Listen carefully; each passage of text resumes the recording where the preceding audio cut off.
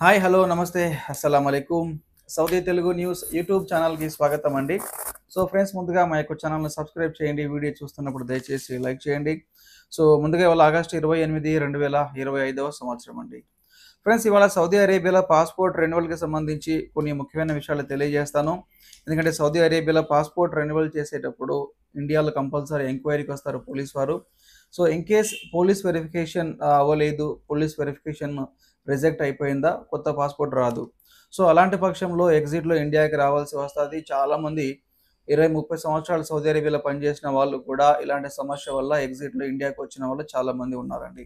So problem ఎక్కడ వస్తూ ఉంది, దీన్ని ఏ విధంగా సాల్వ్ చేయాలి, అదేవిధంగా సౌదీ అరేబియాలో పాస్పోర్ట్ రెన్యువల్ చేసుకునే సమయంలో డేట్ ఆఫ్ బర్త్ని మార్చుకోవచ్చా, తర్వాత సౌదీ అరేబియాలో పాస్పోర్ట్ రెన్యువల్ చేసుకునే సమయంలో అడ్రస్ మార్చుకోవచ్చా, ఈసీఆర్ పాస్పోర్ట్ నుంచి ఈసీఎన్ఆర్కి ఎలా మార్చుకోవాలి, సిగ్నేచర్ని మనం చేంజ్ చేయొచ్చా, ఇలా రకరకాల డౌట్స్ ఉంటాయి. నేను ఒక్కొక్కటిగా మీకు కొన్ని చెప్తానండి.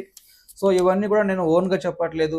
సౌదీ అరేబియాలో ఒక అన్నగారు విఎఫ్ఎస్లో పనిచేసేవారు ఉన్నారు, అంటే మనకు ఇండియన్ ఎంబసీలో పనిచేసేవారు. వారి యొక్క సహకారంతో నేను ఇన్ఫర్మేషన్ తీసుకొని మీకు చెప్తా ఉన్నాను. సో ముఖ్యంగా ఈ పాస్పోర్ట్ రెన్యువల్ సమయంలో చాలామంది ఎక్కడ ప్రధాన సమస్య వస్తూ ఉందంటే, ఎవరైతే గత 20-30 సంవత్సరాల లోపు సౌదీ అరేబియాలో అక్కడ కంటిన్యూగా పనిచేస్తూ ఉన్నారో, సో వీరు వెళ్ళే సమయానికి అప్పట్లో ఆధార్ కార్డులు లేవు కాబట్టి ఏదో ఒక పేరు మీద కొంచెం పాస్పోర్ట్ తీసుకొని సౌదీ అరేబియాకి వెళ్ళిపోయిన వాళ్ళు చాలామంది ఉన్నారు. సో అక్కడే 10 ఇయర్స్కి ఒకసారి రెన్యువల్ చేసుకునే సమయంలో ఇండియాలో ఎంక్వైరీ లేదు కాబట్టి ఆటోమేటిక్గా కొత్త పాస్పోర్ట్ వచ్చేదండి. బట్ కాకపోతే ఇప్పుడు 2020 నుంచి ఎప్పుడైతే కరోనా స్టార్ట్ అయిందో అప్పటి నుంచి పాస్పోర్ట్ రెన్యువల్‌కి సంబంధించి అన్నీ కూడా వీఎఫ్ఎస్ వారికి ఇచ్చేశారు. సో వాళ్ళు పాస్పోర్ట్ రెన్యువల్ సమయంలో సపోర్టింగ్ డాక్యుమెంట్ ఇండియాలో ఆధార్ కార్డ్ గానీ, pan card, voter ID, driving licence ఇవి కంపల్సరీ చూపించాలి. ఇవి ఖచ్చితంగా అక్కడ మనం సబ్మిట్ చేయాలి. ఏదో ఒక 2 డాక్యుమెంట్లు. సో ఎంక్వైరీకి ఖచ్చితంగా పోలీస్ వారు వస్తారు. ఎంక్వైరీలో రిజెక్షన్ అయితే పాస్పోర్ట్ రాదండి.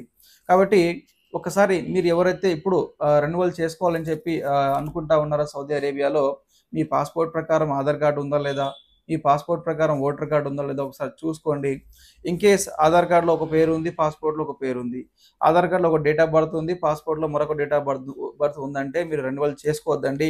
సో ఎగ్జిట్ రీఎంట్రీ చుట్టి పైన ఇండియాకి వచ్చేసేయండి. ఇండియాకి వచ్చిన తర్వాత ఇండియాలో మీ కరెక్షన్ చేసుకోండి. పాస్పోర్ట్ ఎలాగో మార్చుకోలేము, ఆధార్ కార్డ్‌లో గానీ, ఓటర్ ఐడీ కానీ కరెక్షన్ చేసుకొని తర్వాత రెన్యువల్ చేసుకోండి.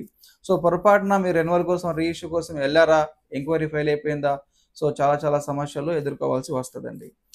ఇక్కడ పాస్పోర్ట్ రెన్యువల్‌కి సంబంధించి ఎంత అమౌంట్ చార్జ్ చేస్తున్నారంటే, నార్మల్ పాస్పోర్ట్‌కి 346 రియాల్లు, దాదాపు 350 రియాల్లు చార్జ్ చేస్తారు. తత్కాల్ పాస్పోర్ట్ కోసం దాదాపు 900 రియాల్ వరకు చార్జ్ చేస్తా ఉన్నారండి. అదేవిధంగా నెక్స్ట్ డౌట్ చాలామంది అడిగేది, సౌదీ అరేబియాలో నేను పాస్పోర్ట్‌లో డేట్ ఆఫ్ బర్త్ మార్చుకోవచ్చా? నేను ఎప్పుడో 20 ఇయర్స్ బిఫోర్ వచ్చాను. అప్పట్లో ఏజ్ ఎక్కువ ఉంది. సో ఇప్పుడు దాన్ని మార్చుకోవచ్చా అంటే, అది మార్చుకునే దానికి ఛాన్సే లేదండి.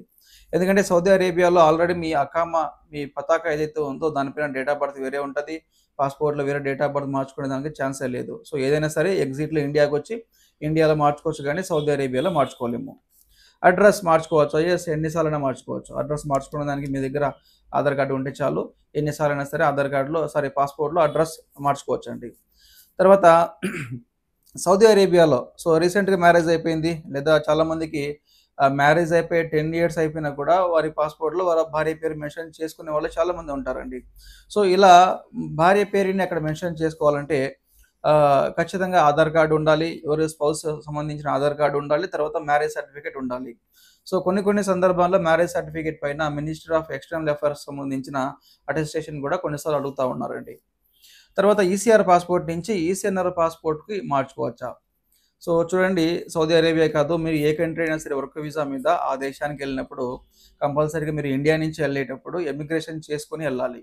సో ఎమిగ్రేషన్ చేసుకొని వెళ్ళిన వాళ్ళు 3 ఇయర్స్‌గా కంటిన్యూగా ఆ దేశంలో పనిచేస్తా ఉంటే మీ పాస్పోర్ట్ ఈసీఆర్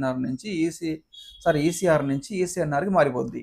సో లేదు, మీరు వెళ్ళేటప్పుడు ఎమిగ్రేషన్ చేసుకొని వెళ్ళలేదు, పుషింగ్ అంటారు కదా, వయా దుబాయ్ నుంచి ఇల్లీగల్‌గా వెళ్ళిపోయారు. అలాంటి పక్షంలో మీరు అక్కడ 10 సంవత్సరాలు పనిచేసినా కూడా ఈసీఆర్ పాస్పోర్ట్ నుంచి ఈసీఎన్ఆర్ పాస్పోర్ట్‌గా మార్చుకోలేము.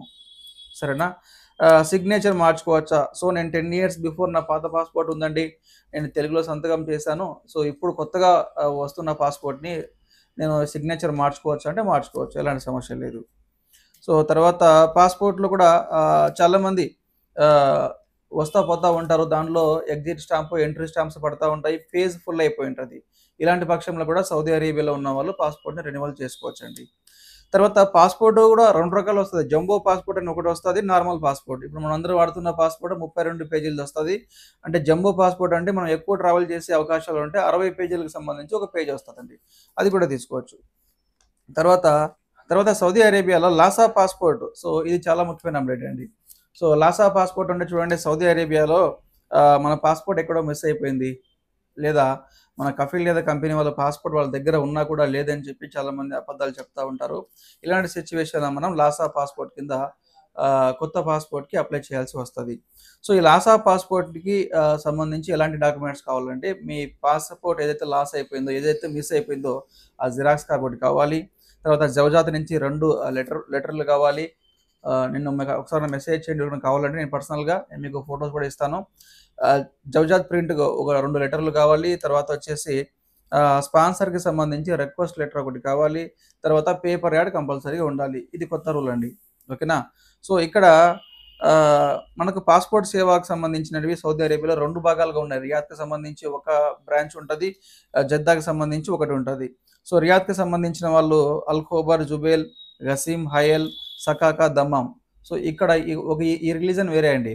జెద్దాకి సంబంధించి మదీనా, తబూక్, యంబు, అబ్హా, జిజాన్, నజ్రాన్, మక్కా. ఈ రిలీజన్ వేరే. సో, మనకు ఇండియాకి సంబంధించిన ఇండియన్ ఎంబసీ 2 భాగాలుగా డివైడ్ చేసి వాళ్ళు సర్వీస్ చేస్తా ఉన్నారు. సో, నాకు తెలిసిన ఇన్ఫర్మేషన్ నేను చెప్పాను.